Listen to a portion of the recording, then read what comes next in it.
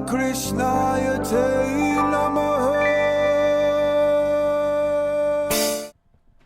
Boom shakalaka, ladies and gentlemen, brothers and sisters around the world. It is your chocolate Nubian soul brother, and I have the extremely pretty, talented Anthony Selemidis. Did I pronounce that right? Selemidis, that's in good. the house. Look at this stallion, this beautiful goddess. God. We'll go with goddess today, fellas. Yeah, I feel like I don't know. It's like you're a combination of pretty and like handsome and beautiful. So I felt like going with the goddess there. But Yeah, okay. yeah, man. Okay, So we can go with that. yeah, we can go with that, bro. You're a professional model. Yes, I am. Yeah, Bro. Strange to admit. You know, Yeah. 7 years later. That is that's like I feel like so many people would love to be in that career, you know. I mean, correct me if I'm wrong, but Yeah. you're pretty much traveling the world and you're walking on the runway, you're looking pretty, and you get paid. I'd imagine you get paid pretty well for it.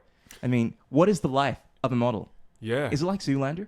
I've always wanted to. You know what? Probably not here in Melbourne, but I have to admit, you know, overseas sometimes you pinch yourself and you go, man, is this Zoolander or what? Like, they're so Italian and they're so fashion, you know what I mean? Mm. But you said a few things there. I mean, does everyone want to be a model? Probably not if they got to know what's involved. Okay, so it's not as.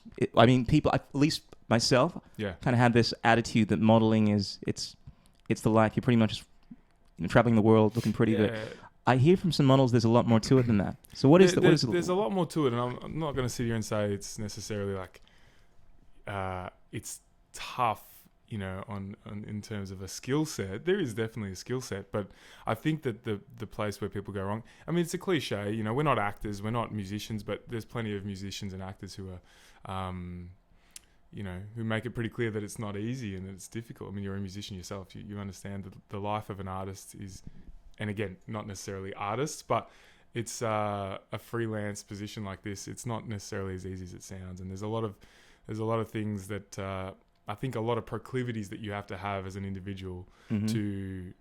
to be someone who can deal with the pressures that come with it, and you know, to benefit from the good times. Sure. So what are the pressures that come with your line of work? I'm sure there's a lot of auditioning, and that takes a toll on you. Yeah. you Look, need to I mean, first of healthy all, ego. you don't know what you're going to be doing. So most people like to plan. You know, most people like to have an idea of what they're going to be doing, you know, next week or in the weekend. Hey, you're going to be available this weekend. That's not me. You know, I'm quite happy to be spontaneous and stuff. So the lifestyle of a model kind of works for me because I don't know. I've been unemployed for 7 years. Like, I haven't known that I've had a job really other than the odd 1 or 2 a month until the day before. Sure. So that probably doesn't work for a lot of people. Yeah. You know what I mean? So you don't have the security, I guess, but No. having said that, it comes with a lot of pros. I mean, you get paid well, I'd imagine, once you get a gig. It does. You know, a lot of the gigs do pay pretty well, and they're sort of paying you for, they're paying you for a type of, they're back paying you for that exclusivity. They're back paying you for, we understand that you don't, that you're making yourself available, that this is last minute, that you keep yourself in shape, that maybe, you know, there's a lot of things that they're paying you for, arguable as to whether or not that's justified. But I think that a lot of the times it is justified because we're not sitting here making, you know, $500K a year, $100 million a year. Like, not, there's some models that do that, but most of us just, you know, you might work 2 days and then you might not work for 4. Sure. Sure. And I know there's a lot of, I guess, exploitation. I actually watched this documentary a while back on modeling in Russia. Like these Russian women that are trying to get into the modeling industry. They want to obviously get that contract overseas in New York and live the dream.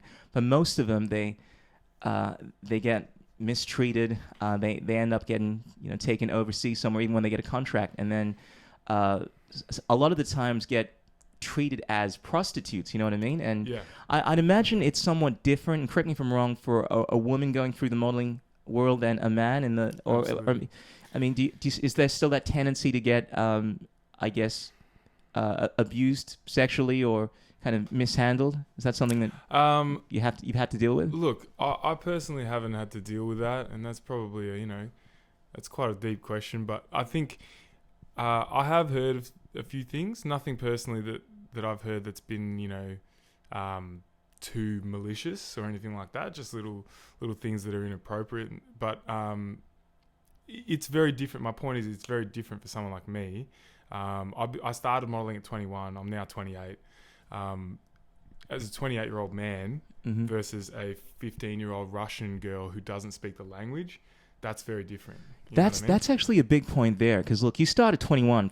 From what I know, a lot of models, a lot of young women, they'll start their careers at like 14, 15, even younger. And I've heard that for most female models at around the age of 21, 22, their career is ending, unless you're a superstar model like Claudia Schiffer or something like that. But for males, I guess we age like vintage wines, so it's... I would argue women age like the same way. Well, it's a market, the market, because, the reality is a lot of... based on the modeling documentary I watched, they get picked up at 13 years old. It's not something you see happening with men so much. No. The thing about the modeling industry, this is my understanding of it from my experience. People, advertising is about selling an idea, right? It's about selling... You're not selling just the product. You're selling the idea of the person. And so basically that means the person needs to be aspirational. Now, for better or for worse, aspirational a lot of the time for women has been beauty and youth, right? Men don't really aspire on a deep level to being beautiful and youthful. You know what I mean? We want to be successful and powerful. Sure. Generally speaking. So when a guy sees an advertisement of a 15-year-old boy driving a Maserati, first of all, it doesn't look right, and second of all, you go, well, yeah, your dad bought you that, mate. Like, good on you. It's not aspirational. Sure. Now, obviously, there's a degree where a 40-year-old woman's not going to look at a 16-year-old girl and go, oh, that's my target. That's sure. But there's got to be a level of aspiration in terms of beauty and youth for women, and for men, it's like, the older you get, if you look like you could afford that and that you're a made man, then that's probably going to be where the money goes. So, someone like me, as a 28-year-old, I'm probably, coming into sure I would say, I think as you get older you develop a lot more charisma, you have this gravitas to you, and it's interesting how, like, you made a point there which kind of sounds a little sexist, well, at least to some people, that women get looked at differently in the industry, and it's the market, generally speaking. I think this is a societal thing. For hundreds of years, you can go back thousands of years, men have looked at women generally for their youth, for their beauty. In fact, the idea, even where I come from, West Africa, is you marry a woman that's younger, so she's more fertile, she can provide more offspring, that kind of thing, right? And I think even in the market, based off of this document, just based off of like an awareness of what goes on in society, you're generally looking at these women, these younger women, and you're seeing them as being, they're more desired by the market. I think most people look at them for that youthful beauty, innocence kind of thing. But when it comes to men, there is a different attitude. You look at a man and you think, oh, this guy looks successful. This guy has a gravitas to him. Yeah. Granted, it's not just the physical component. It's not just the physical component. No, it's not. Yeah, and I think there's a big distinction because of that. But when it comes to modeling for a man versus modeling for a woman. Yeah. But it's fascinating that there's so much, it's like there's biology rooted in this industry. It's a part of who we are, or a part of, who we were, certainly. Sure. I think that, we're moving in better directions in a lot of ways, but I don't think that's something that will ever really disappear, is that aspirational quality for men to look at a made man, and for women, to aspire to being beautiful. Right? Sure. I know. I can see a lot of feminists kind of looking at this and wanting to change the narrative there, and thinking it's not right, the fact that society looks at women for their beauty and youth. But how do you is it even right to, do you even have, my attitude is the market is what the market is, Granted, yes. I think it's good if we can change certain attitudes, because it's probably better. Like, I would love, obviously, all women to have more opportunities to be a model at 30, 40 years of age. But the thing is, people desire what people desire. And Yes. if you didn't have the characteristics, I guess that the market wants, then perhaps you shouldn't be in the industry. I mean, you happen to have your looks as well as you're growing. You're obviously becoming more sophisticated. If you didn't have that kind of stuff, I think it wouldn't. I think it's kind of crazy if people made the argument that you should still be in that industry. Yes. And for women, I think a lot of them that want to be viewed as desirable, even if they don't have the youth, it's one of those arguments, Yeah, it's a really market wants what the market wants. Treacherous line, but to a degree, I would say, it is changing a little bit, and people, and there is an element of education that needs to come with that. If people don't understand what's beautiful or don't understand what's good music or whatever, then they're going to reject it. Sure. So there is this awareness that's come in, and now we do have quite a lot of older models, and when I say older, plus size models as well. 60, that's the thing. Plus size models, plus size men, and so there are campaigns. Aimed at doing that, and perhaps those markets will develop themselves to a point that the people that are interested in that will invest. But to your point, whatever the market is at the moment, it is what it is. If there's no money in men with brown hair, then there's no market, there's no money for it. I don't know, and somebody would campaign for that. It wouldn't be me. I'm not that type of person, but someone would do it, and then there'd be some opportunity open up, I think. Absolutely, because one of the things that you would often hear in the black community, I think this is before people like Tyson Beckford, became a superstar, was that there weren't enough black people in the modeling world. And granted, this is in the United States. This is generally what you'd hear, and I think. Because of the society being predominantly, European, I mean, obviously they had certain ideal standards of beauty, and therefore they wanted to see certain models representing that kind of beauty standards. It just happened to be what the market wanted. But of course, you have a lot of African Americans saying, "Man, that shit ain't right, man. You ain't got no black model. That shit's wrong. It's racist, yo." It's like, well, I mean, is it racist that the market wants particular people? And look, I guess from their perspective, they wanted to change the environment to try to get different beauty standards. And I'd say that in the age that we're in now, the beauty standards have become a lot more diverse. You find models with not just of European descent, but some of the biggest models are like got some Polynesian models. We've got some Tyson Beckford. He's my favorite man. He's got that swab about him. Yeah. And he's always going to be around. Yeah, I think even there's some I can't remember that skin. There's a skin pigment. Vitiligo. Yeah. That's become a thing. Well, as in people. It has. Yeah. There's some albino models as well. And what are your thoughts? Do you think the market finds that attractive, or is that kind of like a pity party kind of thing? And I don't want to sound, because I feel like you're saying it. You're putting it in there because you feel bad for people. It's like you want to have every demographic represented because they're, you want to have, short models, for instance, because they're not enough short. But the reality is, most people don't want to see. I mean, most people want to look at, 6'4" stallions like yourself. These. I don't know about that. Yeah. So. Yeah. Look, that's an interesting point. I think. What do I think about that? I think some of the women that I've seen that have become famous with vitiligo are gorgeous. But there's two arguments there. Like it's one thing if they belong, and another thing if we're doing it to be inclusive just for the sake of being inclusive. Now, that's not my place to say, but I think it is a fine line because, why? I don't know if it is a fine line. I don't really know if that's my place to say, but I have been to a couple of, events where, we've had runways in Melbourne, and I've thought, and a few other people have sort of said, like, there's no white people in this runway or something, and it's like, that's interesting, like I wonder if that's, like, as we said, is this what the market wants? Does the market want diversity?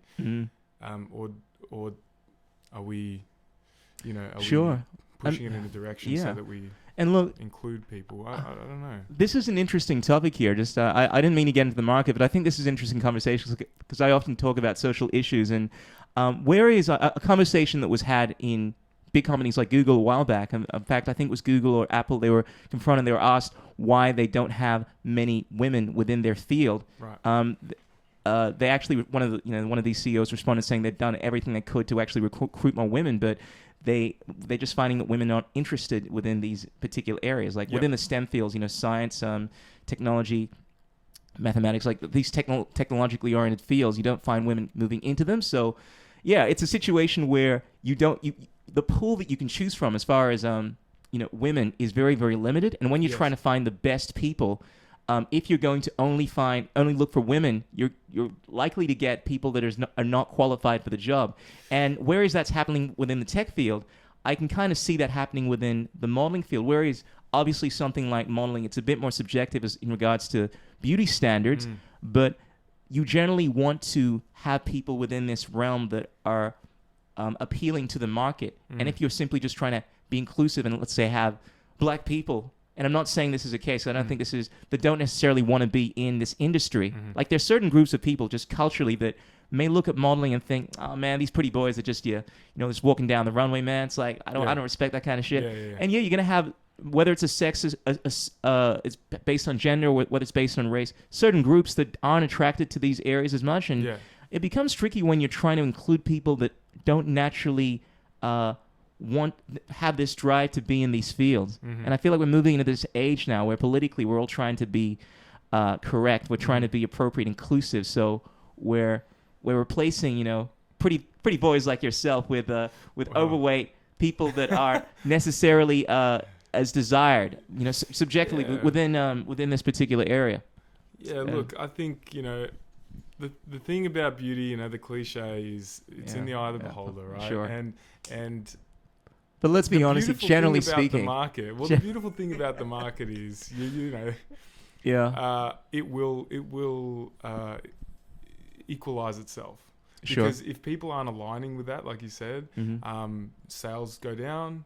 Hopefully somebody smart enough in marketing will have a look and say we're doing the wrong thing. And sometimes but then they'll get a backlash probably from all the social justice warriors. Yeah, well, this we need more black people in the modeling industry, man. You people are racist, fool. yeah.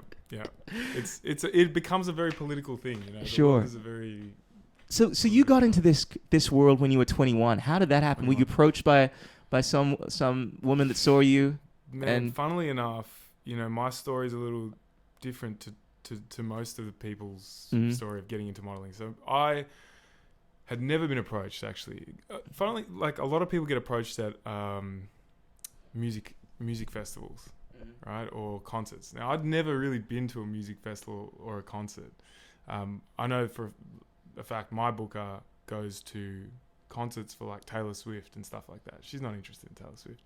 But she goes there because she knows there's going to be young demographics. You look for the tallest person in the crowd, see if they look appropriate for modeling, and then she'll approach them. Okay. So I'd never been approached. I'd only had my Greek relatives sort of going like, "Oh, you're beautiful. You should do it. You're tall."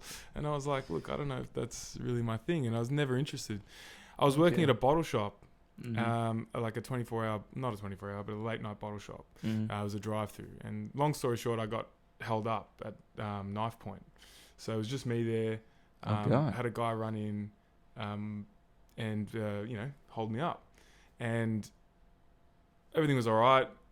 He got his money, and was there anyone else around? Sorry to stop you there. Just me. So it's attached to like a pub, but it's off the side. So we do share a security guard who normally does the rounds. Point being, but it was just me working. So I came in, did that, and then I had to go in and, do the police report. We called the police. They came, they didn't find him. And I went inside. First thing I saw was the security guard was like making coffees.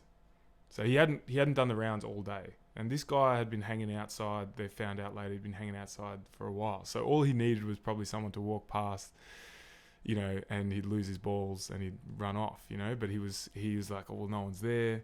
Like, I'll just do it, And security cameras were really shit. His face was like 1 pixel, so you were never going to identify him.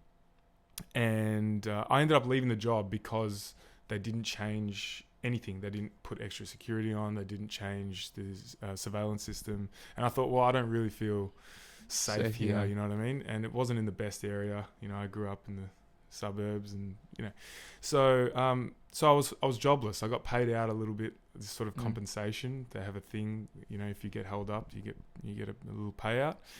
But I had no job, and I thought, well, screw it. This is the time. I just finished uni. I think I just graduated. Sure. I didn't really want to get into that yet, so I would imagine the emotional toll of that. I mean, you've spoken about obviously the practical side of things, losing, left your job, that kind of stuff. But bro, getting held at gunpoint, I mean, that's a traumatic experience.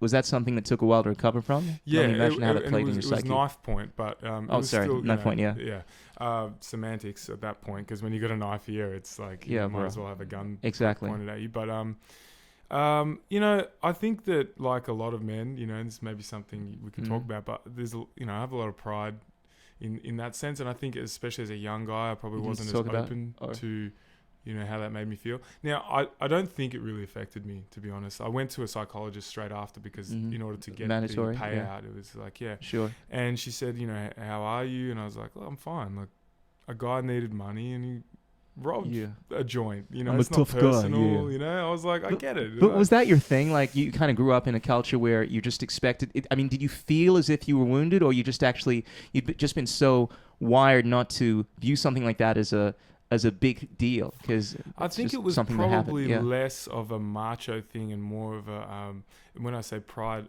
in like analytics. I just thought, what happened? And then I just this is what happened. Somebody needed money. Sure. Somebody robbed a place, and I was working there. And the only lasting effect was, so when this lady asked me, she was actually trying to help me out. She was trying to get me more money.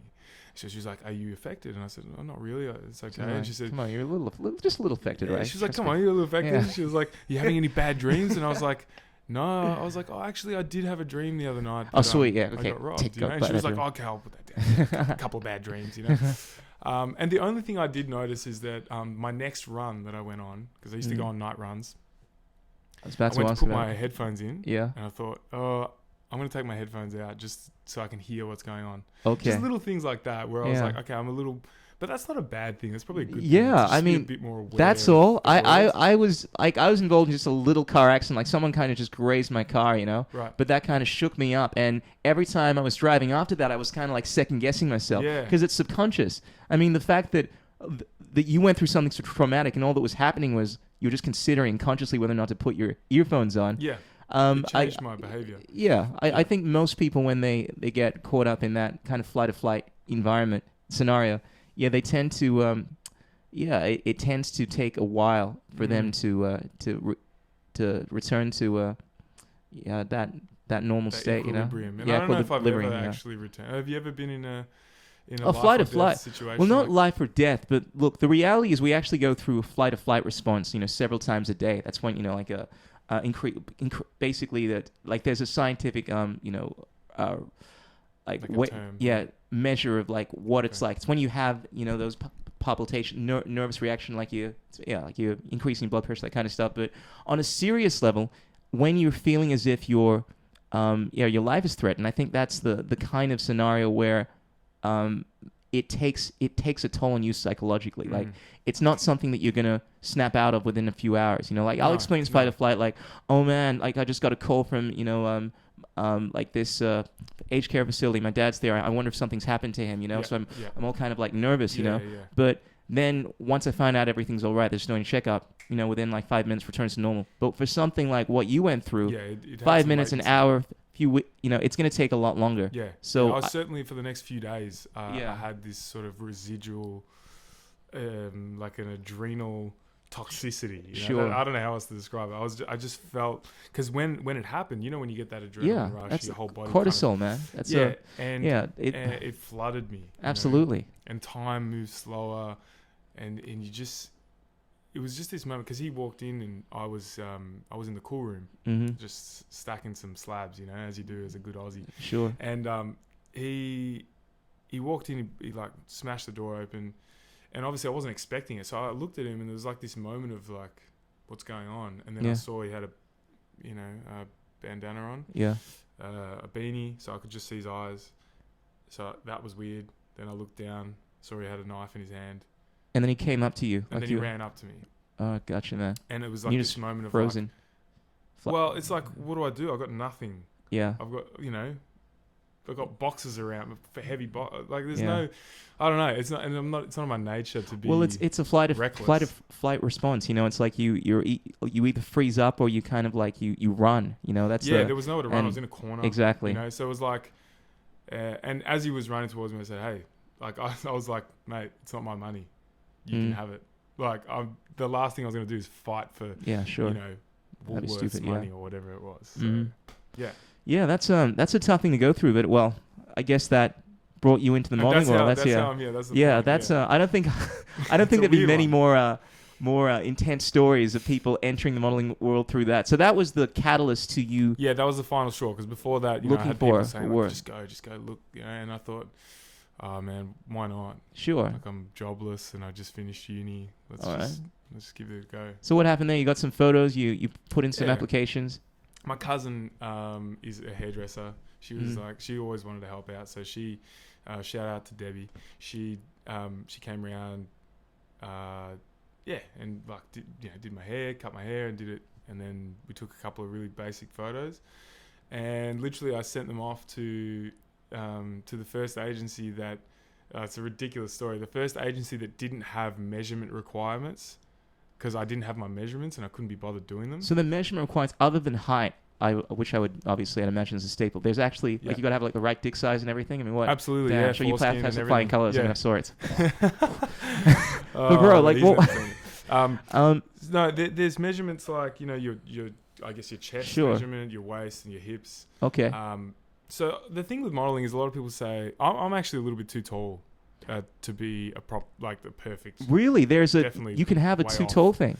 Yes, and a lot of people say, "Oh, but you're tall and it looks good," and it's like, yeah, but you don't see basketballers like 7-footers who are. That's a good point, modeling. but the reason is because there is a sample size. Gotcha. And that is the best and cheapest way for them for the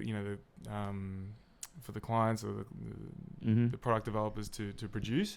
And so they want somebody who's going to fit them. Sure. And also look, a certain way. So, that's there are definitely measurement requirements that if you spoke to a female model right now, it would be a much bigger thing. Females, it's all they're all about the measurements, and it's pretty rough on them. I'd imagine. Speaking of the pressures, I guess that we spoke about before. Totally. When I think of the modeling industry, I feel like it's a complete different ballgame. Just having spoken to you for women versus men. I mean, obviously there are a lot of commonalities here, but the fact that I know weight is such a huge thing. And look, bro, you can correct me on this kind of stuff because this is I don't know much about modeling with guys because but female models always talking about how they put on like a few pounds or something like that, they get in trouble. Is it the same deal in the male modeling world? Yeah, it depends. So there's two different main echelons of all types of models. There's fashion models and then there's commercial models. So I'd probably fall more into a commercial model, which is more like just like the dude next door, catalogs, whatever. And then there's fashion, which is like whatever's in fashion at the moment, whatever's, they're usually younger, they're usually slimmer, they're usually a bit maybe more interesting looking. They have something, you would have seen like Prada ads and stuff like that. They're not just sort of strapping blokes and, whatever. They've usually got something interesting about them. Okay. I don't know how else to put it, but those guys and girls struggle a lot more because their requirements are much smaller. I wouldn't even be allowed to step foot into a casting for one of those. Like I'm not. You're too tall? Too tall, too good looking, wide. too pretty. Yeah. Hey, No, I know you got a lot of competition, man. But bro, it's just that's a big thing for me. Not so much. Yeah, it's interesting to hear you talk about the requirements like that. I mean, in regards to height, what would be the what are the requirements for men as far as the lowest to the highest? Yeah. There are also just photographic models and then runway models. Sure. So we're talking runway models. If you got, I know some guys who are super like just they look like you know, they walk into the cast and they look like a perfume ad. You know, they've just got their face and everything, but they're 5'10". You know, Gotcha. Which is definitely too short for, you know, your standard runway stuff. But you know, anywhere from I think about 6 foot to 6'2" is ideal. Gotcha. 6'2" That's a small margin. Is the pinnacle. Of what would fit you. So 6'4" is kind of moving into the too tall category. Yeah, I think I'm just, you know, somewhere between 6'3" and 6'4". So I'm definitely, you know, it's like jackets are always short, pant legs are always short. Wow, it's a small margin there. It is a small margin. Yeah. Yeah. So there's a lot of people out there who could probably be, you know, great models, but they're just unfortunately outside that range. Cool, man. And so what's it been like as far as working in the industry? I mean, you mentioned that you can go for periods where you're not getting much work, and then I'd imagine you have some good periods. What are the pros and cons? Oh, man, the pros are... No, let's start with the cons. The cons are... It's just too many women. It's every single day I get hounds. Like, I look at my phone, it's blown up. 10 missed numbers. 10 messages. Well, first of all, there's probably more men likely to do that than women. But more men likely to get in touch with you. What do you mean? Yeah, you know, men are men. We're dudes. Like, you know, so I think women are a little more classy in their approach. You know, if there's going to be an approach. Touche. But you often have a lot of guys that obviously offer. I mean, I one of my friends, a Swedish guy. Do you know other models? Sorry? Yeah. Strangely enough, I'm somewhat drawn to them. You know, I've always been drawn to tall, good-looking guys. Like, no, homo, man. I just end up trying to befriend them. I'm like, oh man, I want to be that guy. Yeah. Oh, he's a fierce friend. Then I'll be able to get all these girls and stuff like that. Yeah. No, but one of my close friends, Andres, he was telling me about how when he was, I think he was in Thailand or something like that, he would often have these guys that would give him propositions, like actually.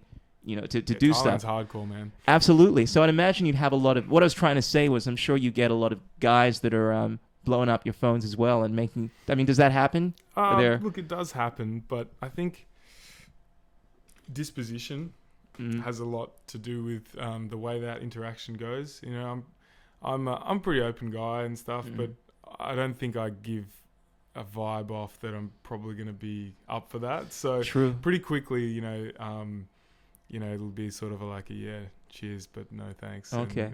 But when I mean, if we're talking about money here, and this is usually what it comes down to. I mean, if someone's willing to pay a lot of money, I think most people would be open to that. But that's not something that you... Well, I guess the question is, you don't think a lot of people like you'd be open to that kind of stuff? I do know people who are open to that. I actually, funnily enough, got a message the other day. This never happens actually. Okay. This is the first time this has happened, but I got a message on Instagram from someone saying, "Have you ever thought about escorting? I'd like to bring you to Hawaii. Can pay you this much," and the money was pretty good. So. Yeah, it happens. No doubt. No doubt. But that happens to my mates a lot more than me. My Instagram's a little bit more tame. It's just more work stuff. But definitely dudes are getting hit up left, right, and center. Do you think it has to do with the way in which you present yourself as to why you might... Yeah. 100%, you know, I must be presenting myself wrong. I've actually been hit up a few... Are you getting that? No, I have. Like, I actually get that a lot from... One, I often get guys... That's because you're a talented, good-looking dude. No, you didn't let me finish. You know? I often get guys like, proposing... to have me bang their wives or something like that. Oh man, it happens a lot. That has never happened to me. Yeah. You know, on the Tinder, all that kind of shit, on the Insta. Wow. I think there's a thing where have a black guy, bang your cuckold or something. Oh, I don't know what it is.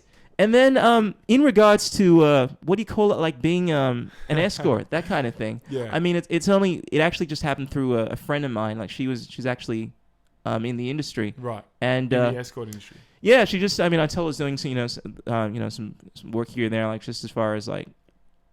I'd like to do some topless waitering stuff, that kind of stuff. And then she suggested it, and I was immediately no, because it's like, what, like male? You mean like a gigolo? I laughed at, but as soon as like she, she's trying to convince me. But then as soon as I left the conversation, I started thinking about it, and then it's like, huh. But then I mean, she was telling me that you don't actually have to do anything. Yeah. That you just go on these dates. But then as I looked into it a bit more, I started speaking to some people about it. It's like you're not expected, but you kind of are, kind of thing. I feel like there'd be a lot of awkward situations of like, just you don't want to be put in that position. Exactly. Well, personally, I don't want to be put in that position. And maybe some people, have the resolve to just, maybe they're just like, hey, this is the dinner. I did it. Now I'm going home. Yeah. But I feel like it would get really dicey, man. No doubt. One of my favorite TV shows. Can do it. Yeah. I'm actually quite schooled on this because I've watched a TV series called Gigolos, right? It's freaking awesome. Yeah. I know this guy called Vin Armani, and he's one of these guys that's very politically oriented, very smart guy, very into the crypto space, which is something I have an interest in as well. Okay. But he has this other side to him where he is a completely different side. He's a male gigolo, right. And he was on this TV show for like 3 or 4 seasons where basically it's like explicit, man. Like there's a group of guys, they get filmed, they go into these scenarios where they do house calls, and it's the craziest house calls. Yeah, absolutely. Yeah. Gives you an insight into that life, man. And I mean, look, the general idea is you're not going on dates, because this is what was sold to me, and you're going on dates, and then you're just essentially just providing, conversation, that kind of stuff. Yeah. No, there's company. Yeah, it's more than just providing, conversation. Yeah, I mean, there's no conversation. Absolutely. They actually spoke about this. Like, if you do something like that, and you're not, you're just going these days, because legally, that you can't actually, at least in Australia, I think you can't actually, you can't. Be in a you can't do a job where you're providing sex, like it's prostitution. Sex, yeah, right. Exactly. So what you're being paid for is just providing the service of conversation, man. Loophole. Yeah, absolutely. So the expectation and is we just had sex. Yeah, we just I went on this $1,000 conversation. Absolutely. I just had this great conversation with the girl, and I was like, hey, I like this girl. I'm just gonna have sex. But it's a weird thing, isn't it? It's funny how it's completely legal and fine, right, to give sex for free, all right? But as soon as you want to be paid for it, it becomes illegal. Yeah. So I mean, my whole attitude in this is you can do what the fuck you want to do, right? Yeah, Unintended. I don't care. But it's just a weird situation where the government wants to say, as soon as you take money for doing this kind of stuff, it's illegal. But it's got nothing to do with that. It's just me as an individual. One. Yeah, I wouldn't feel. I got parents, the African parents are like, my. Yeah, how would they react? They would. What is this? You are selling. You are a. Why are you doing this? You do not do this. A black man does not sell his body. Yeah, okay. I would never hear the end of it. Your mum knows your worth, bro. Yeah, but I'd imagine. Look, you're a model. Obviously, it's a classier industry, but you must have a lot of a lot of scenarios where people are proposing. Proposing to, well. do the naughty with you. Yeah, there's propositions, Sure. I think that, going back to those Russian women or young girls, it's not particularly just Russian girls. It's any young girl or any girl in the industry has faced this, far worse than I will ever face it. But I know a lot of young, particularly Russian girls, because of the nature of the fact that a lot of them don't speak English when they come over to, let's say, Milan. I was living in Milan for a while, and so I got to see a little bit of that was part of your modeling work. Yeah. So yeah. See, they're the pros. We only got into the cons there for a bit. Yeah, we did. We can come back to the pros. Bro, damn. Living in Milan. Yeah. Oh, modeling is so hard, man. It's really hard, man. Like, just chasing someone. No. But these girls, because they don't speak the language, they got no money. They're in debt to the agency already. From the moment you get to the country, you're in debt to the agency. Yes, because they've advanced your flights and your accommodation. Yes. And what happens is there's club promoters, and they come over. They actually come and hover around the outside of castings, and they will look for whatever young girl that looks perhaps vulnerable or fun, wants to go out, and they'll go up to them and, hey baby, you want to come out tonight, we're gonna pay you, and they do that surprisingly well, man, to hang out. I've heard it. Yeah, it's obviously they've obviously done that to you a few times. Not to me, man, not to me. That's the thing over there. They don't pay dudes to come out. Okay, they're not interested in not guys. interested in guys. All right. No. They know the guys will follow the girls that they hire, which is they're cooked concept in itself, but that's just the way it is. Mm-hmm. But going into the pros, Mm-hmm. I do have so many pros. Like I've almost made out like it's a tough job. Look, it's such a chill job. Yeah. If you got the right attitude. How many times, if you don't mind, I'm just wanting to get into the actual stats around you. How many times a year do you think you do jobs and in relation to the modeling work, and it's obviously enough to get by on. I mean, you're obviously doing well, man. I mean, you're with one of the biggest agencies in Australia, Chadwick Models. Yeah. You're, you got a big Instagram following. I share that video, man, of you, of us dancing. Oh yeah. Bro, and all the girls. Oh my God, who's that guy? He's so sexy. Is he your friend? That's impossible. It's in not a impossible. video with you dancing as well. Well, but that's the effect that you have on the ladies. Yeah, I mean, they see a chocolate dancer, like, but then they see this 6'4" dancer. Spider man. Yeah, and Adonis-looking guy. I'm surprisingly, nimble for a beanstalk. So I'm glad people appreciate that. Yeah, but you're obviously doing well, man. You build yes. up quite the following there, and you're getting regular work, I'd imagine. Yeah, So- I'm definitely part of a lucky few guys. Let's say in Melbourne, Mhm. particularly, but in Australia in general, I think full-time modeling is not an easy thing to do here because the market's different. Mhm. Overseas, it's completely different. I mean, forget about just Milan, but in Milan, there's thousands of full-time models. Here, I don't know, there might be 10, and Sure. I don't know them.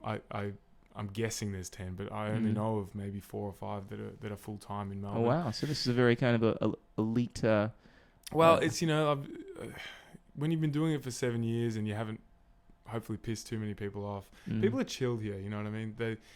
In Milan, it's like you can be an asshole and they love you for it. It's like oh my God, he went to smoke. He did not even ask to smoke. I don't know what accent I'm doing, by the way. But It sounds European, man. It sounds like but It sounds I like have they're to just do an Italian better. So they say, oh look, he went outside. He did not ask us. He's amazing.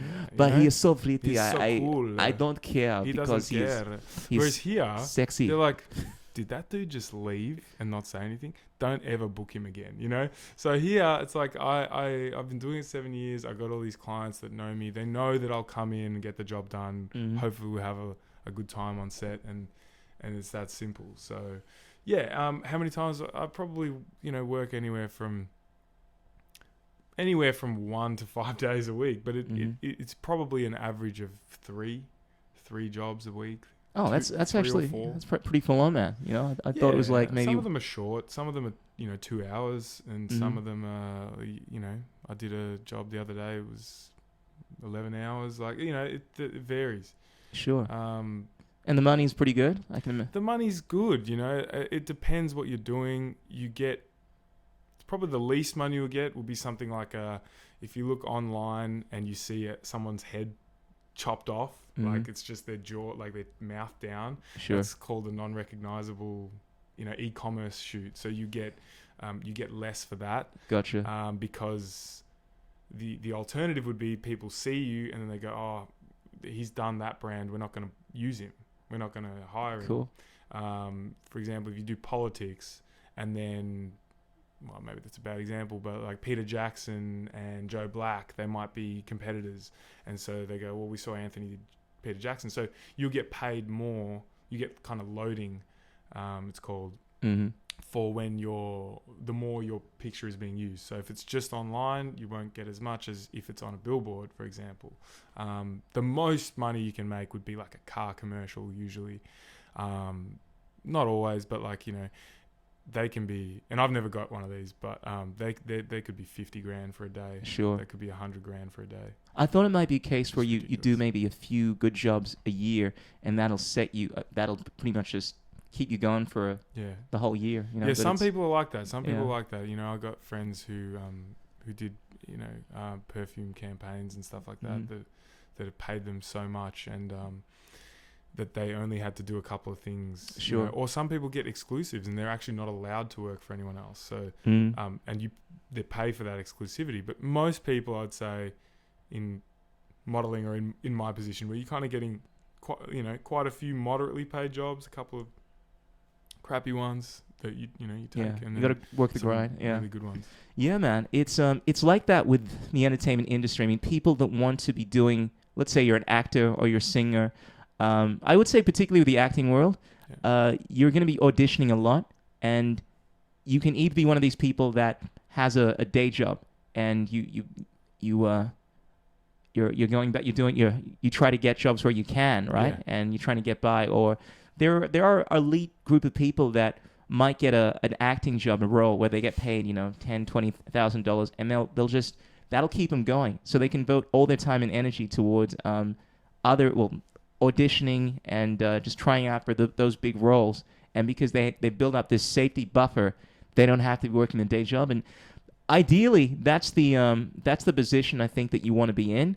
But it's I think for most of us, you kind of you can't rely on just getting a big job like that. If you're lucky enough to get 1 or 2 or 3 a year, and that can keep you going, fantastic. But it's a bet that I think most of us don't want to take. So I mean, I think if you can perhaps get 1 or 2 good jobs in the bag, and you've kind of built up that safety, bro, that would be ideal. Yeah, like you said, you can't plan for it. You just Sure. So most people who start, like when I started, I had something else. Well, I know I said I was just modeling, but basically quite soon after, when my payout ran out, I got another job, right? So so I was doing both because I wasn't working regularly as a model. I was probably working once a month. Well, welcome to showbiz, bro. Yeah. And then there came a point. Long story short, there came a point where there was a crossroads, and it was like, Give it your all, I'm making enough money, and I'm actually so busy that it's kind of detrimental doing other work. I'm just not enjoying it, and there's no point. I don't need to do it. So you take that leap of faith. I don't know what position. Like, how do you see that for yourself? Like, well, it's interesting to hear you talk about this particular scenario that you've gone through. Like, I don't think I've gone through that yet, because I've tried to do it to degrees. Like, I still got like one foot in the real world and the other foot in the dream worlds. Like, focus on your music, focus on your career. But the idea of completely and you hear about a lot of successful artists doing this. They're like, just take that dive. I didn't look back. I got a few credit cards, and I knew that it was either do or die. I'm not doing any day job. And some of them make it, but it's hard to take that leap, That's a romantic story, True, because the reality is, most of LA is full of 90% of LA is full of people that have left their home country to follow that dream, and they're like, hey man, do or die. And 6 months later, they're working at Burger King and trying to live the dream. So I think, as an artist, as someone that I think anyone that has that kind of has that wiring where you want to you don't want to live the conventional life, you're inclined not to think rationally and logically, just to do it, err on the side of passion. Yeah, you're already wired that way. Absolutely, but it's I wish I could be someone that had the experience where I'm like, yeah man, I did it, and like I've never looked back, but bro, I'm not there yet, and it's I think it's a very select few, like the 1%ers in a position where they can do what they love and only focus on that thing. But you kind of have to do what you want to do what you have to do before you can do what you want to do. You have to obviously work a day job, build up that money, save it, and reach. And then once you're in a position where you can comfortably do what you love doing, fair enough. But you can't just be impractical and say, yeah, I know I got bills to pay and I got other responsibilities, but forget it. I'm just going to throw it all away. I'm going to audition for X Factor, and I know I'm going to get in. I know there are like tens of thousands of people auditioning, but I quit my job. You hear stories like that. Yeah. And then, they're like, they get rejected. They're like, I don't know what I'm going to do. Yeah. I was in They're calling their boss back. Yeah, man. Hey, man, I know I said I wasn't coming in on Monday. But I did a TV show a while back, The Voice, right? And I remember we're at a point where we're having this conversation because we have to take time off, right? The further you get in this competition, the more time you have to take off. And I remember having a conversation with a group of people. They're at this point where they like, I called out my job. I quit, because they can't give me any time off. And I'm like, well, it's either, get the time off or do this thing. And it's like it's the norm. People do that because at the end of the day, your dream is more important. I mean, the people that are in this, well, at least following something like this, like their music or any kind of artistic pursuit, the people that are really serious about it, if it came down to it, like if they had that great opportunity to really make something of their music or their modeling career or something like that, you're in a reality TV show like Search for a Supermodel, you've been given a contract to go overseas in Milan, are you really going to be doubting yourself, and do you want to be looking back in 5 years' time and saying, man, I wish I'd taken that job, and I wish you don't want to be having doubts. That's what I'm saying. So no. I think so did you end up leaving? No, I was in a fortunate position because I'm my work's always been cool with that kind of stuff. Like I work part-time, so I'm able to provide, and I do other things. Yeah. But you spread yourself. Yeah, you spread your seed. Absolutely. Yeah, and I got the folks taking care of me as well. So yeah, it's never come to that. But if it came down to it, I would much rather be on the streets. If I knew that it was a case of me either working 9 to 5 and there's no possibility of me, this career, or being on the streets. That's ridiculous. Yeah, I know. But the idea of hope just being lost. Hope is what keeps us going. Damn straight. Hope is what makes someone do a ridiculous job for 20 years. Absolutely. Just to end up on The Voice at I don't know, Susan Boyle. I'm thinking of someone like Susan Boyle who just made it happen in the end. And she obviously was passionate about what she did. And look, I certainly would have had regrets.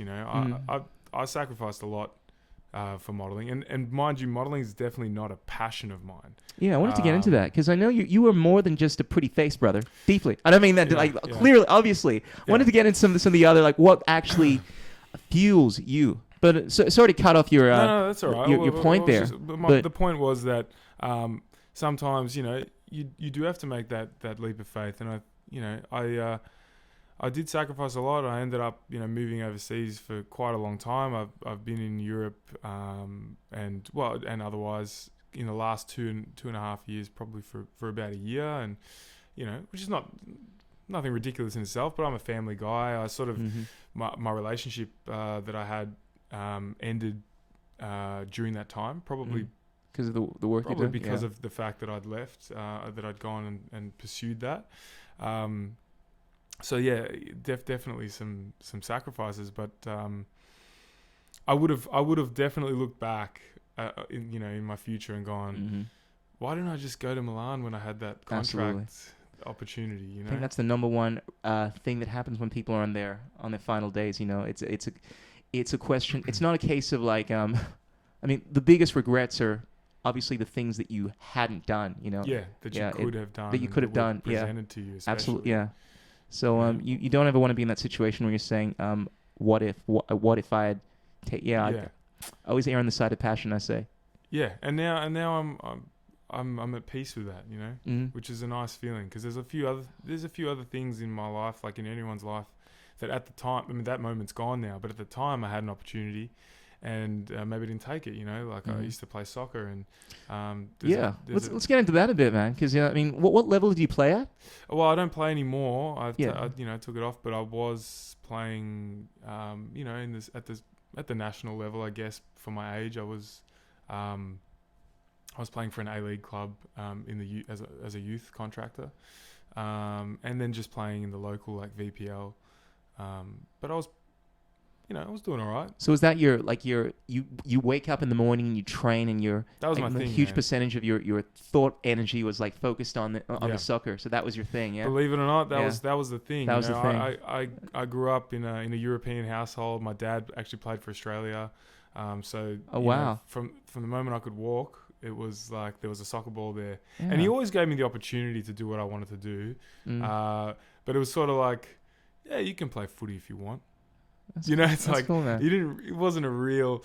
He didn't say you couldn't do it, but it was definitely like he wanted me to play soccer. Yeah, and he was a huge inspiration for you. I mean, you spoke about how much in shape he is. Obviously comes from his discipline in the soccer days, right? Yeah, my dad is a very disciplined, proud man. So 60 years old, just 60, recently. He just turned 60. And It's actually his birthday still got today. it. Yeah. But we had his party last night. Oh, sweet, perfect. Yeah, so he was definitely a big inspiration. He still runs around. He still goes for 3 or 4 runs a week. He still he gardens for hours. He does landscaping. He'll run into if he sees me in the gym doing something, pull-ups, squats, you know, he'll be like, oh, what's that weight? Yeah, let me try that. He's just proud, you know, and that's definitely something that to a degree he's instilled in me. I try and be a little more, you know, smart about certain things, because sometimes I think, Dad, you know, you really shouldn't lift that. You haven't been lifting. It's dangerous for your back or whatever. But I appreciate that passion that he's got, you know, for health and fitness. That's awesome, bro. Yeah. Yeah. So obviously the soccer was a huge driving force, and at some point you kind of you let that go. Was that that was conscious a hard or thing to let go, man. Yeah, that was probably my first like real heartbreak, you know. Yeah. It was. I'd been injured a few times. Yeah. I had a couple of really long-term injuries, and I kept coming back. You know, when I was 16, I tore my hip flexor. That kept me out for about 4 or 5 months. Then I came back. I was training just too much. Was training with the school, with my club, and I was part of an academy, like a Victorian academy. So it was about, I think I worked it out to be something like 15 sessions a week. It would have been 14 sessions a week, because it was 3 times a day sometimes. A couple of days I only had 2 or 1. And I ended up with osteitis pubis, which is that's one crazy word I've never heard before. Yeah. So anything with itis is sort of inflammation. So inflammation of the osteo at the pubic symphysis, which is, you know, you got your whole pelvic bone, and at the bottom there's a pubic symphysis, which is a joining. Okay. And so that area had become inflamed. A lot of footy players get it. It comes from kicking, and you know, I was a striker, so I was always just I'd spend, you know, so that was your position. Hours just shooting as hard as I could. Yeah. Oh wow. So I probably damaged. I still feel it. You know, we're talking. It's always a question of what injury you have when you're playing. You know, you're competing at a high level. You know, it's unavoidable. You know. Yeah. It just sucks. And you probably get them. Yeah. Doing those moves. Well, bro, I used to look. I compete in nationals. Sometimes. Yeah. Well, I mean, I just dance around these days. But you know, I actually used to do triple jump at a high level, and I used to have a lot of injuries, and that was. But it wasn't a big thing to me, because I only did it because I was good at it. I didn't actually enjoy it, you know. And my brother, it's just something that we did in the family. Like, we're all good at athletics, but I did reach a point where I was getting too many injuries, and. I can only imagine if it had been something that I was really passionate about, it would have been a brutal conversation, you know. It's very frustrating, man. Yeah. Like, I imagine, you know, for you as a singer, if you got some kind of a vocal injury, I know that you can get nodes and stuff, right? Yeah. But that can heal. With your injury, was it something that, I mean, what did the doctors say in regards to that? So the first 2 big injuries, I mean, you always pulling hammies and whatever, but the first 2 resolved in a way that didn't really affect me mentally. But eventually I ended up with getting involved in a tackle that ruptured all my ankle ligaments. Oh God, yeah. So all my ankle ligaments are still sort of frayed, and they're not actually doing anything in my left ankle. That heals though, right? Like, it takes longer. Ligaments. This needs surgery, because they're sort of like only hanging on by like threads, kind of thing. They're not really doing anything. I went to actually see a surgeon a couple of years back, and he said, they're not doing anything. Like, and you know, my ankle moves around weird, and I've had to build up muscles around there that sort of help, but I have to tape my ankle anytime I play soccer, because I can roll my ankle just walking down the street. It's that's tough, bro. It's my weak spot, but that affected my playing style. No doubt, much, you know, no doubt. It's kind of like that. We were talking earlier about the psychology of, let's say, getting held at knife point. You know, like when you have an injury and you're not 100% certain, there's always that thing in the back of your mind. I've had that, and it's not something you want to play on a professional level with. No, it definitely changed my aggression. It changed my how ferociously I would like attack a ball or a turn. I turned slower. So it kind of I saw that. Just to digress a little, like I follow the UFC. Big fan of that. Anderson Silva, you know, was like for a long time was one of the greatest fighters. You know, like he was a UFC fighter, and he had this fight where this was brutal. He basically his shin.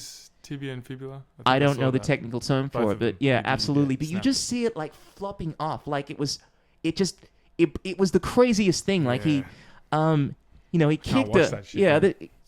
he kicked this guy's leg, and it fucking broke, man. It looked like it was a cartoon. I was like, that can't be real. So but he it was kicked the other guy, basically he kicked I forget his name.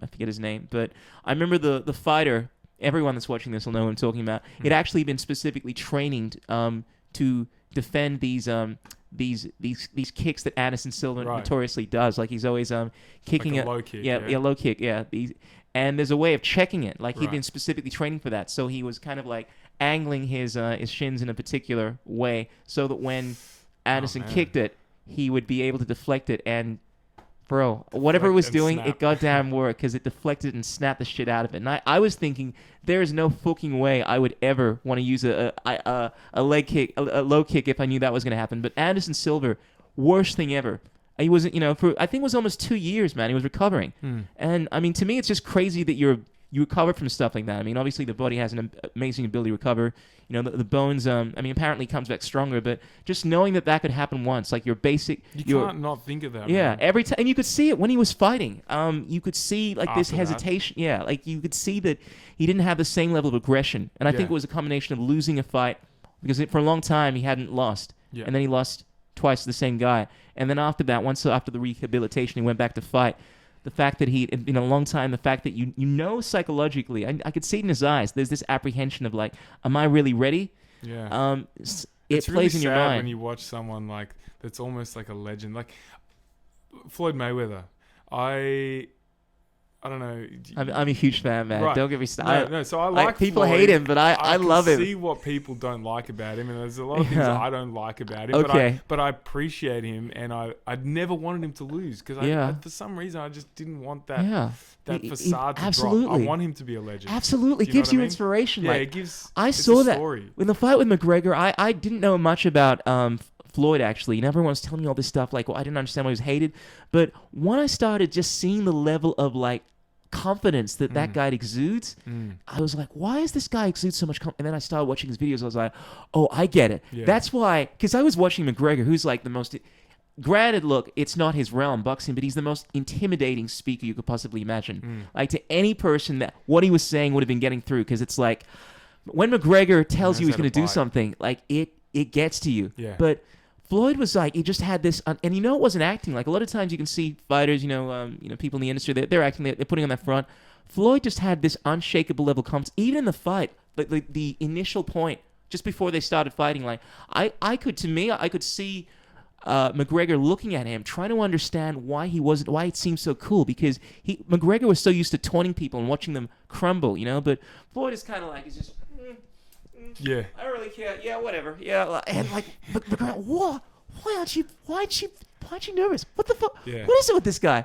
But Floyd has this unshakable will, and it comes from the effort, right? Like, the amount of, like, I watched some documentaries on this guy. He puts in 3 times more than anyone and no effort. Yeah. But it's also the fact like that he's never. None in it. Yeah. He's just like, yeah, whatever. Yeah, but he's also never been defeated, and for a fighter to be able to say that after that many fights, I mean, I get cocky even when, like, I win a couple of fights in Call of Duty, Yeah. I'm like, and then I usually get hammered, like, the next one. But, like, to be on that long of a streak, what that does to your ego would be the most. It's like never being rejected. Can you imagine if you had never been rejected by a girl ever? It would be a bad thing for a dude. Well, true, because I think it builds character, right? Yeah. But just the level of confidence that you'd feel like you could do anything. I could be like, I'll just say anything to anyone. I'll say anything and I'll do it. And, she's gonna love me anyway. Yeah. But that's what happens to people like that. Anyways, sorry to go on a rant. No, it's a fascinating mindset. I mean, I was going to say I'd be interested to talk to him, but I feel like he's said everything almost. That's like he really seems quite open and he's set and dogmatic in his confidence. He's just like, hey, I'm the best. And I do it. A lot of fighters, when they say that, they're trying to talk themselves up. Like Muhammad Ali, a lot of the times when he was talking about being the greatest, he actually spoke about this. Like a lot of the time he was scared as shit. entering the ring, and his way of psychologically firing himself up. I believe Floyd Mayweather. I've gotten into a lot of arguments with my friends about this. They're like, "No, man, no. Every fighter." Like, same with McGregor. Like, I believe Floyd specifically, when he says that he's not scared, I believe him when he says that he truly believes he's the best. Like, a lot of fighters are saying that, but they have it down in their head. McGregor as well, when he says stuff like that, and you hear him in interviews, like a lot of fighters, they're nervous in the ring. He rises to the challenge. Like, he's one of these freak psychological people, like psychological personality types that thrives on the confrontation and actually loves it. Doesn't get nervous about it. There is no flight or flight. It's this rise of focus and concentration. And you see this within the best fighters. They've actually done tests on this, or where they got some of the best players in football. This is when I'm in the States, and a whole bunch of different areas. They stuck a whole bunch of notes to them, and they watched them play computer games, right? Strangely enough, right. And they stuck notes to them. Well, like they stuck things to them to assess the vitals, that kind of stuff. I see, yeah. And they noticed what would happen when they were in these pressure situations. When it came like close situations, most people, they experience fight or flight. It's like what you or I or any normal person would go through in a stressful situation like that. These people become more focused, become more concentrated, more relaxed, because probably breathe deeper. Well, it's a psychological thing. I mean, they in the military, in the Navy SEALs, they go through stress inoculation because it's really hard to train people to deal with this kind of stuff. So a lot of the times to try to simulate the effects of going to war, experiencing like a combat situation, they'll put substances into them that will simulate these fight or flight scenarios. So you really you try to train people to manage themselves when they're in these stressful situations, because most people, you can be the most incredible, and I think we've all experienced this. You can be amazing at something, right? And then when you put into that scenario, you're having people watch you. Like I go through this all the time when I was performing, like because you want something so badly, there's this you freeze up, like you're paralyzed by that want to succeed so much, or the nerves, the expectation, the fact that you're living in the future rather than just being relaxed, being in that Zen state. And most people aren't good at navigating themselves when they're in a stressful situation like that. These people that I'm talking about, so these top 1%ers, the high athletes, they don't freeze up like that. They seem to get calm. They seem to become more relaxed. They're Zen. They get into That's incredible, man. Yeah, and I mean, I think as an artist, as anyone that competes, I think it's something that you need to like learn to master. I mean, you either master your mind or your mind masters you, and you stuff up every time like that. You need to learn to thrive in that. I'm sure you're the same. You perform regularly, right? Sure, I try to, and it's definitely one of the best things I discovered was this thing called the War of Art. Actually, I heard the War of Art. The War of Art, not because I know there's the Art of War. Exactly, that's what got me. I'm like the Art of War, because that's one of my favorite books as well, the Art of War. But the War of Art is all about the psychology of performance, creating art, and just dealing with the pitfalls of being a performer. It was actually I heard it spoken about on the Joe Rogan Experience podcast, this big podcast I listen to, and it was recommended by John Mayer. Like, it's one of these books that just became really spoken about.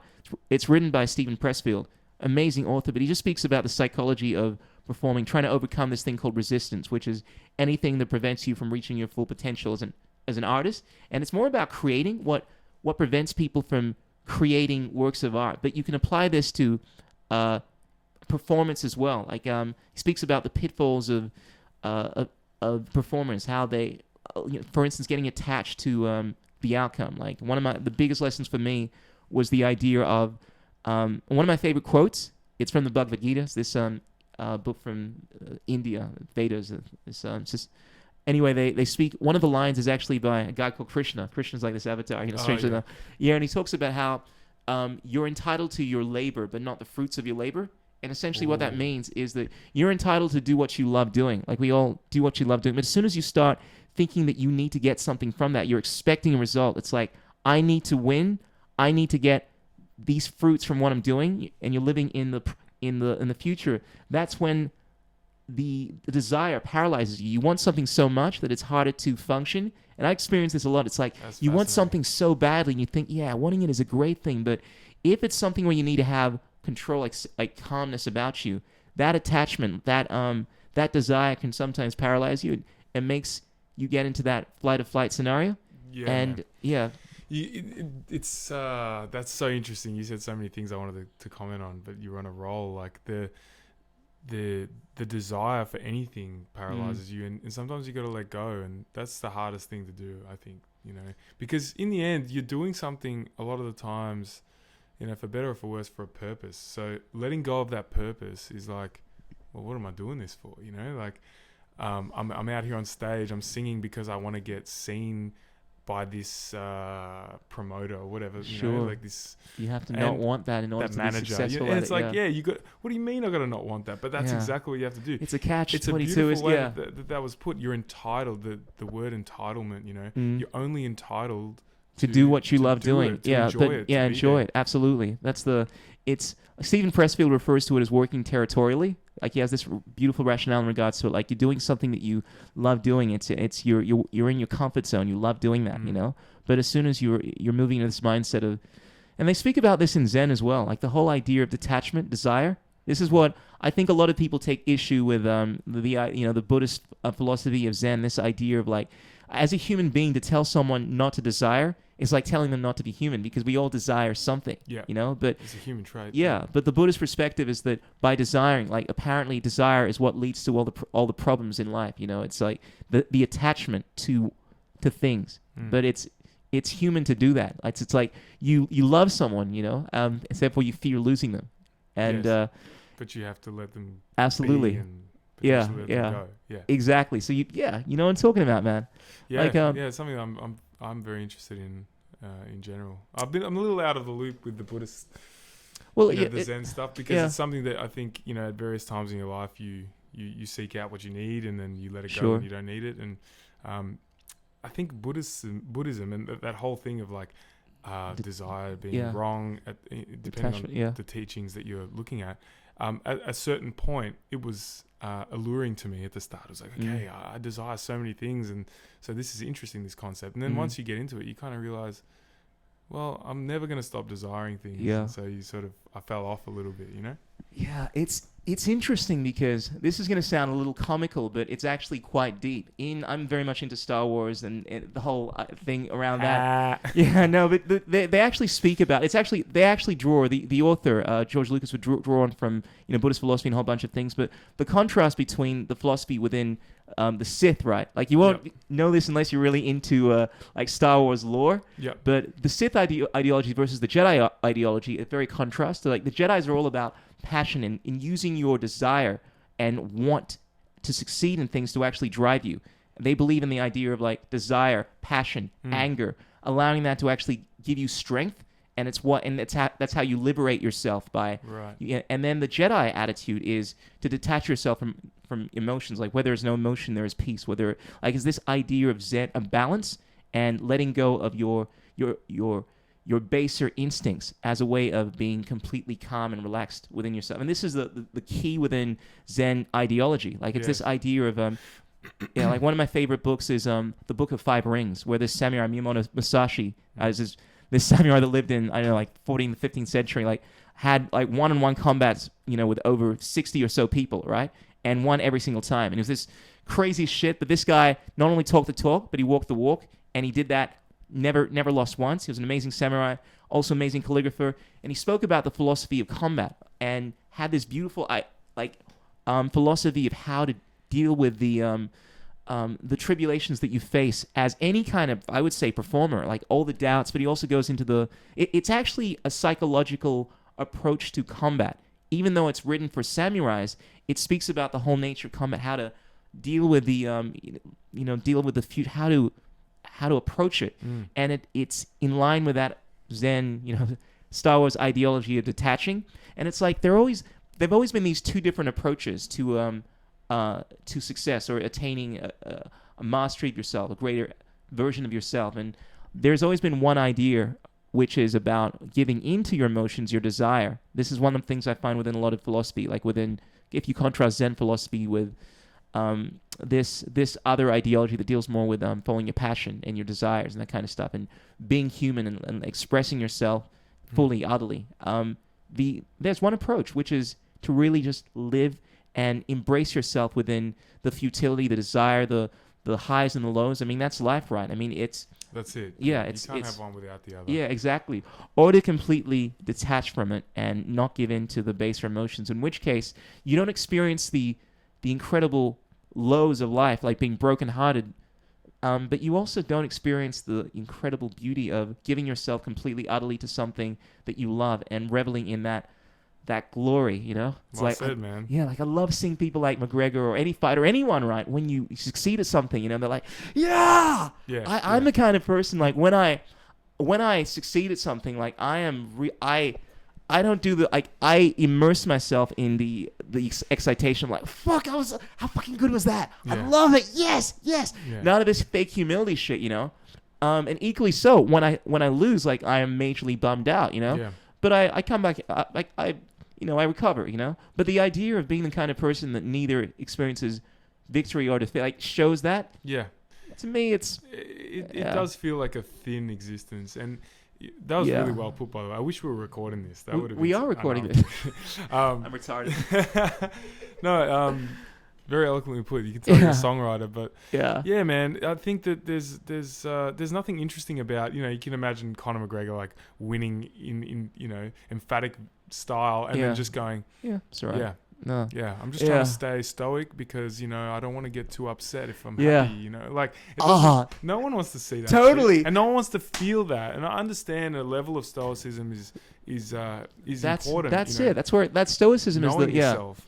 But that's what I'm talking about. Yeah. But like you said, man, the fact that we can't experience love, you know, a deep, passionate love without the possibility of heartbreak, or, you know, and people can say what they want about, you know, loving and letting go and people being, you know, interdependent. And I agree, interdependence, you know, I'm sure the viewers probably understand, you know, that concept, but not being just tightly codependent on each other.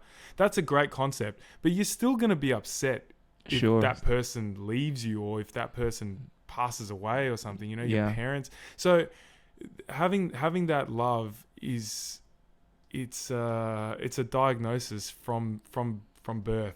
You can't have life without death. Yeah. You know, so you want that.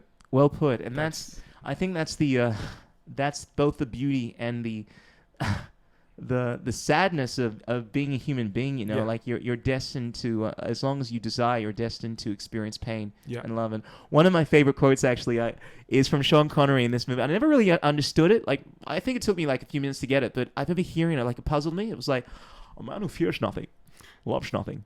And what joy can bring a man when he loves nothing? And I remember thinking about, it's like, a man who fears nothing, loves nothing. What? No, I fear nothing. Fuck you, Sean Connery. It's like, no. But then I'm like, well, when you love something, you fear losing it. You fear losing Absolutely. it. At the very least, there's already that. Yeah, and like the idea... Great Sean Connery, by the way. Thanks. Yeah. Oh, thank you. But yeah, I think anything that you're worth devoting time and energy into, it comes from passion. You know, like the idea of just doing something because you're supposed to do it without any passion. I mean, we're not robots, right? Yeah. Passion is what fuels human beings. Like inspiration, like I think it's derived from the idea of the breath of life, like inspirare, like the idea enthusiasm, like you're fueled to do something, you're inspired. Anything that you're doing with passion, I think all good art comes from a place of passion, right? The idea of not having passion put into your art is not real art. Like the idea of just doing something. Can you imagine being some artist that's like, I'm not really into this. Like there isn't this enthusiasm. Like I love watching animated people, actors or singers, people that you can see they love what they're doing. They're not even brilliant at it, but it becomes brilliant because you can feel the level of enthusiasm they're working with. Yeah. And I think infectious. Like the energy's infectious, exactly. And that's all we really need, in my opinion. You know, exactly. And this whole discussion is basically on the importance of art in human culture as well, which is.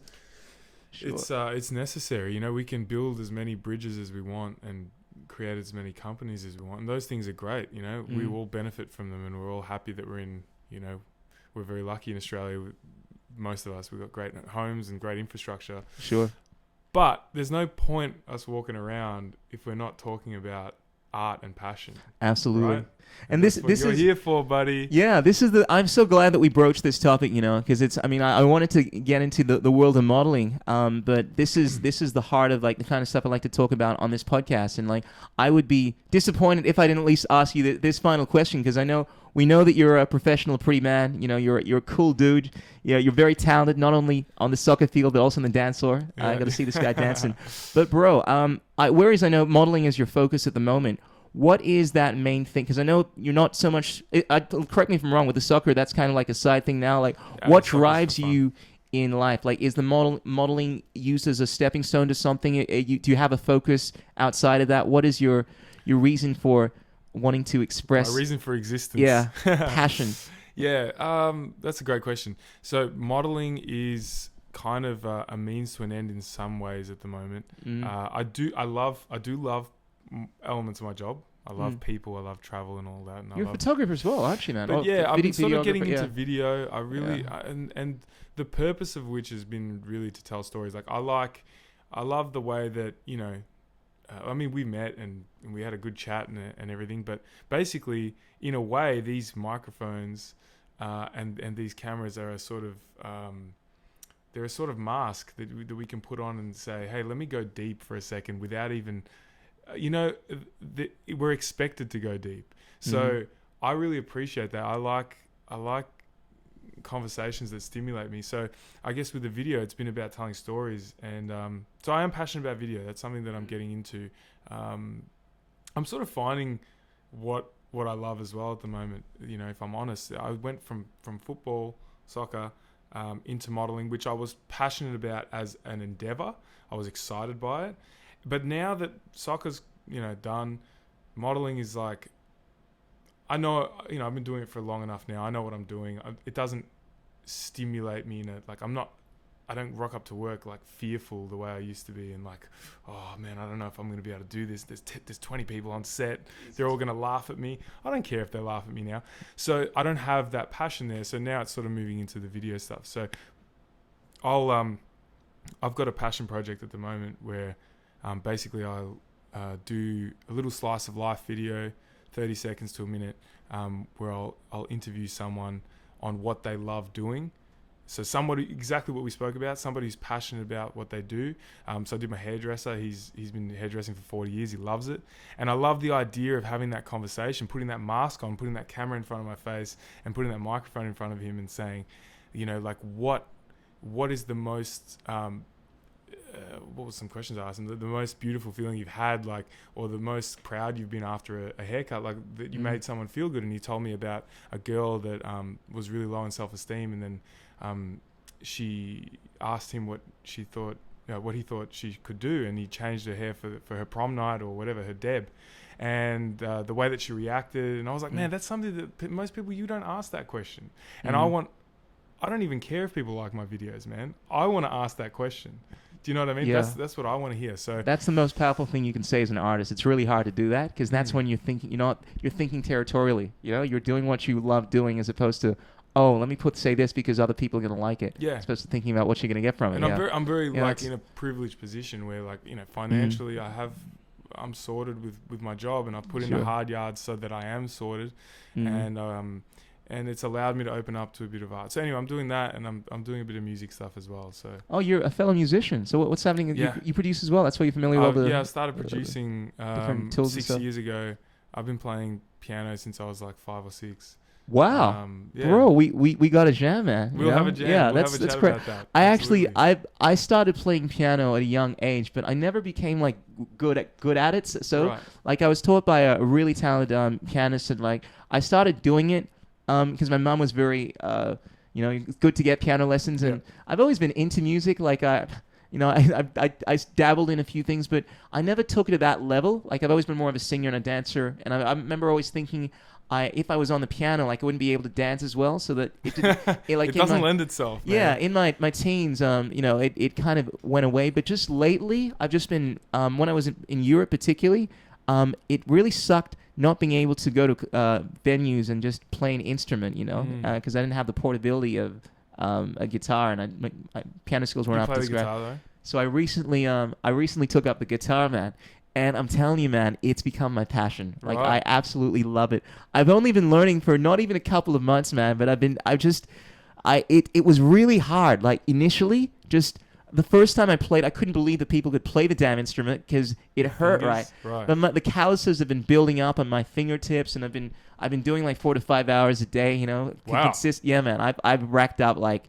I remember seeing, the recommendation and seeing a guy that had been playing for a few months, and I'm like, oh wow, you can actually make some progress. And I'm like, he was only doing like a few hours a week. And I'm like, oh well, if I put in like 4 times that amount, Quick maths. yeah, I'm sure. Yeah, absolutely. Yeah. So I've just been, and I'm telling you, man, like it's one of the hardest things I've had to do as far as pushing myself to do something that I just had no idea about, like just watching the slow incremental experience, develop. But then you reach this point where you're making progress, and then you're like, oh, my fingers are becoming tougher. Like there's you see, I think the piano is the most brilliant instrument as far as what it can actually do. And this is what my piano teacher told me as a kid. I remember this. He said that, that the piano sold it to me. This is what hooked me. And then the guitar there's a physical element to it. It's actually hard to play.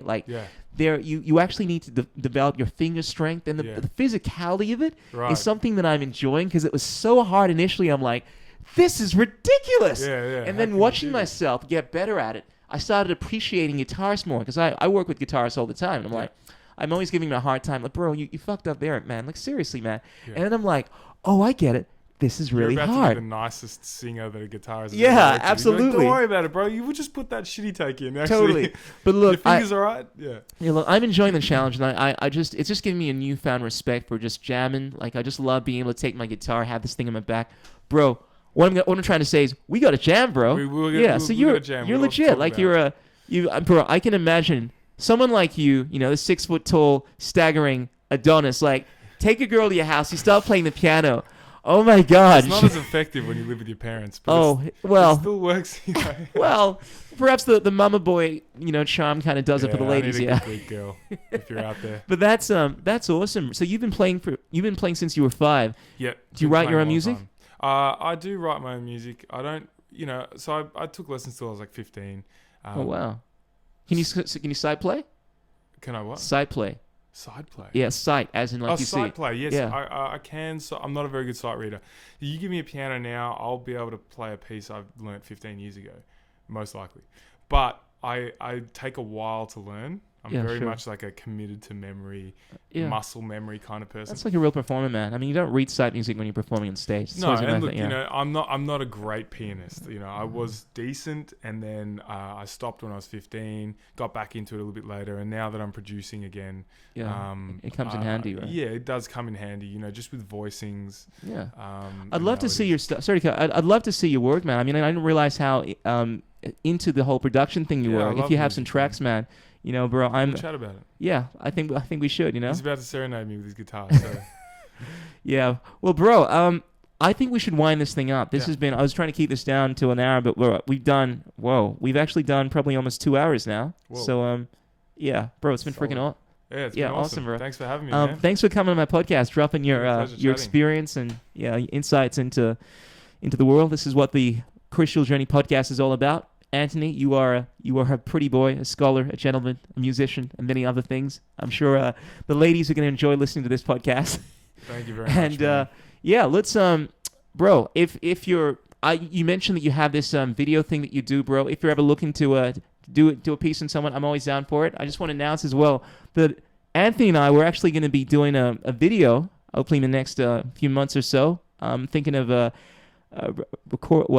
doing some dancing, some dance stuff. Yeah, absolutely. I want to try and capture this man in his full glory, because what I saw on the dance floor, you guys deserve to see that. What are you talking about, man? In total glory. It's funny, when I first met you, man. Like, I had this intuition. I was like, I know this guy's a good dancer. In fact, I remember telling my friend, I was like, yeah, it looks like he's a good dancer. And like, I think I met you, and I'm like, I think you mentioned that you. I can't remember if you told me you were sucker play really first, but me, no, but like I could tell this guy knew how to move. It wasn't just a pretty face, and like. I think I have this intuition about me. And then we started. I was just playing around, having a little dance up. I was expecting to be all kind of like, oh, I can't dance. I'm going to try to do something silly. But this guy broke into the worm, broke into some serious, like, funky moves. And I'm like, damn, this guy is a legit mover. Yeah. And I think you can when someone plays any sport seriously, I think they have an awareness of their body, awareness of rhythm. Yeah. And I think soccer it's one of these sports where you see a lot of talented soccer players making good transitions to very physically oriented sports. Like they're actually really good soccer players that moved into UFC, and they're actually really good with their footwork. Footwork, man. And I think the transition can also apply to dancing as well, because it's very. A lot of soccer players can dance. Like Ronaldinho used to. There you break go. out, you know. There you go, brother. Yeah. So yeah, I was pleasantly surprised, man. But Anthony, once again, thank you so much for coming on my podcast. It's been an absolute pleasure having you on here. And ladies and gentlemen, be sure to check out his social media. It's Anthony. You can check me out. It's Anthony Selemidis. Yeah, I'll put your details on this podcast, bro. Give him a follow. And ladies and gentlemen, peace out. Keep it real. Let us know what you think about this podcast. Tell your mom, tell your friends about it. Share it. Get it out there. Hope it's been of benefit to you. Until next time, signing out, Chris Jewell. Boom shakalaka.